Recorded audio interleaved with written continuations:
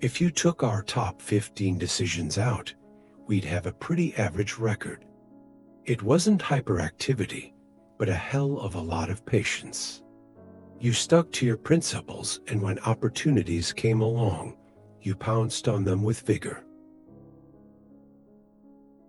We have found in a long life that one competitor is frequently enough to ruin a business. People calculate too much and think too little. Recognize reality even when you don't like it, especially when you don't like it. Whenever you think something or some person is ruining your life, it's you. A victimization mentality is so debilitating. The first chance you have to avoid a loss from a foolish loan is by refusing to make it. There is no second chance. All I want to know is where I'm going to die, so I'll never go there. Knowing what you don't know is more useful than being brilliant. Suppose you were a real estate investor with a third interest in the best apartment complex in town, the best mall, and the best office building. Would you feel like a poor, undiversified investor? No, but as soon as you get into stocks, people feel this way. Partly, people need to justify their fees. It's stupid the way people extrapolate the past. And not slightly stupid, but massively stupid. Why should it be easy to do something that, if done well, 2 or 3 times, will make your family rich for life?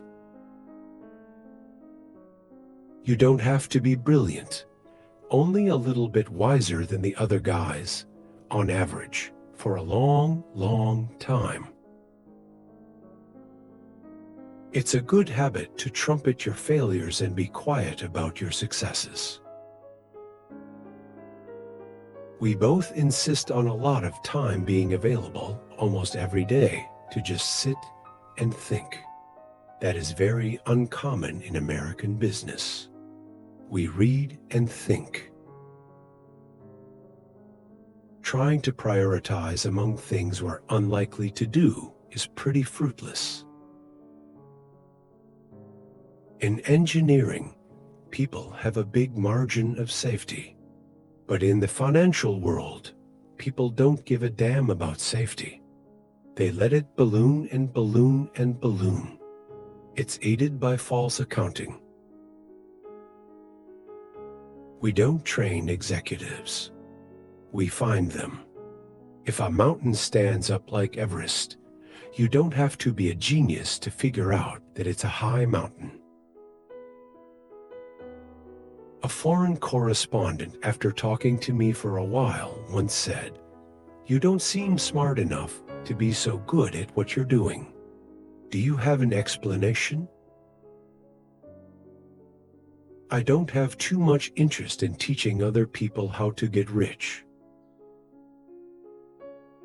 I always knew from when I was a little boy that the opportunities that were important that were going to come to me were few, and that the trick was to prepare myself for seizing the few that came. This is not the attitude that they have at a big investment council. They think that if they study a million things, they can know a million things. We have to have a special insight, or we'll put it in the too tough basket. All of you have to look for a special area of competency and focus on that. A great business at a fair price is superior to a fair business at a great price. It's not the bad ideas that do you in, but the good ones. If you don't allow for self-serving bias in the conduct of others, you are, again, a fool. For years I have read the morning paper and harumphed. There's a lot to harumph about now. We're emphasizing the noble by predicting how certain people and companies will swim against the current. We're not predicting the fluctuation in the current. Forgetting your mistakes is a terrible error if you are trying to improve your cognition. In my life, there are not that many questions I can't properly deal with using my $40 adding machine and dog-eared compound interest table. There are worse situations than drowning in cash and sitting. Sitting. I remember when I wasn't awash in cash, and I don't want to go back. When you locate a bargain, you must ask, why me, God? Why am I the only one who could find this bargain? Remember that reputation and integrity are your most valuable assets and can be lost in a heartbeat. Mankind invented a system to cope with the fact that we are so intrinsically lousy at manipulating numbers. It's called the graph. Failure to handle psychological denial is a common way for people to go broke. You have made an enormous commitment to something. You have poured effort and money in. And the more you put in, the more that the whole consistency principle makes you think, now it has to work. If I put in just a little more, then it will work. It never ceases to amaze me to see how much territory can be grasped if one merely masters and consistently uses all the obvious and easily learned principles. I don't invest in what I don't understand, and I don't want to understand Facebook. Everybody engaged in complex work needs colleagues. Just the discipline of having to put your thoughts in order with somebody else is a very useful thing. It is remarkable how much long-term advantage people like us have gotten by trying to be consistently not stupid, instead of trying to be very intelligent. If you want to understand science, you have to understand math. The good thing about business is that you don't have to know any higher math. Go to bed smarter than when you woke up. Is there such thing as a cheerful pessimist? That's what I am. The tax code gives you an enormous advantage if you can find some things you can just sit with. Mimicking the herd invites regression to the mean. I believe in the discipline of mastering the best that other people have ever figured out. I don't believe in just sitting down and trying to dream it all up yourself. Nobody's that smart. I regard it as very unfair, but capitalism without failure is like religion without hell. We have a passion for keeping things simple. If the value of a company doesn't just scream out at you, it's too close. There's no way that you can live an adequate life without making many mistakes. For some odd reason, I had an early and extreme multidisciplinary cast of mind. I couldn't stand reaching for a small idea in my own discipline when there was a big idea right over the fence in somebody else's discipline. So I just grabbed in all directions for the big ideas that would really work. Once you get into debt, it's hell to get out. Don't let credit card debt carry over. You can't get ahead paying 18%. You don't have to have perfect wisdom to get very rich. Just a bit better than average over a long period of time. If you have competence, you know the edge. It wouldn't be a competence if you didn't know where the boundaries lie. Asking whether you've passed the boundary is a question that almost answers itself. Anytime anybody offers you anything with a big commission and a 200-page prospectus, don't buy it. Occasionally, you'll be wrong if you adopt Munger's rule. However, over a lifetime, you'll be a long way ahead, and you will miss a lot of unhappy experiences. Assume life will be really tough, and then ask if you can handle it. If the answer is yes, you've won. The way to win is to work, work, work, work, and hope to have a few insights. And you're probably not going to be smart enough to find thousands in a lifetime. And when you get a few, you really load up. It's just that simple. Those who will not face improvements because they are changes will face changes that are not improvements.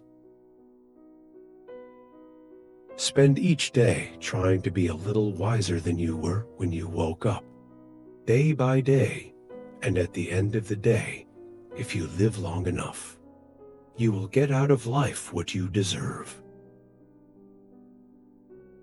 It's not a competency if you don't know the edge of it. Acknowledging what you don't know is the dawning of wisdom. The big money is not in the buying and selling, but in the waiting. If you don't keep learning, other people will pass you by. Temperament alone won't do it. You need a lot of curiosity. I never allow myself to have an opinion on anything that I don't know the other side's argument better than they do. Capitalism is a pretty brutal place. Opportunity comes to the prepared mind. A business model that relies on trickery is doomed to fail. The best armor of old age is a well-spent life preceding it. It's a rare business that doesn't have a way worse future than it has a past. If you turn on the television, you'll find the mothers of the most obvious criminals that man could ever diagnose, and they all think their sons are innocent. That's simple psychological denial. The reality is too painful to bear, so you just distort it until it's bearable. We all do that to some extent, and it's a common psychological misjudgment that causes terrible problems. Acquire worldly wisdom and adjust your behavior accordingly. If your new behavior gives you a little temporary unpopularity with your peer group, then to hell with them. Avoid working directly under somebody you don't admire and don't want to be like. When I run into a paradox, I think either I'm a total horse's ass to have gotten to this point, or I'm fruitfully near the edge of my discipline. It adds excitement to life to wonder which it is. Those of us who have been very fortunate have a duty to give back. Whether one gives a lot as one goes along as I do, or a little and then a lot as Warren plans to, is a matter of personal preference. You have to learn to be a follower before you become a leader. Intense interest in any subject is indispensable if you're really going to excel in it. Bull markets go to people's heads. If you're a duck on a pond, and it's rising due to a downpour, you start going up in the world. But you think it's you, not the pond. Our job is to find a few intelligent things to do, not to keep up with every damn thing in the world. We have the same problem as everyone else. It's very hard to predict the future. It's dishonorable to stay stupider than you need to be. Strategic plans cause more dumb decisions than anything else in America. I did not succeed in life by intelligence. I succeeded because I have a long attention span. It takes character to sit there with all that cash and do nothing. I didn't get to where I am by going after mediocre opportunities. You're looking for a mispriced gamble. That's what investing is. And you have to know enough to know whether the gamble is mispriced. That's value investing. A rough rule in life is that an organization foolish in one way in dealing with a complex system is all too likely to be foolish in another. If it is wisdom you're after, you're going to spend a lot of time on your ass reading. Just avoid things like racing trains to the crossing, doing cocaine, etc. Develop good mental habits. We look for a horse with one chance into of winning and which pays you 3-1. The harder you work, the more confidence you get. But you may be working hard on something that is false. Let me know what your problem is, and I will try to make it more difficult for you. If you always tell people why, they'll understand it better, they'll consider it more important, and they'll be more likely to comply. The game of life is the game of everlasting learning. At least it is if you want to win. I have a black belt in chutzpah. I was born with it. Choose clients as you would friends. There must be some wisdom in the folk saying, it's the strong swimmers who drown.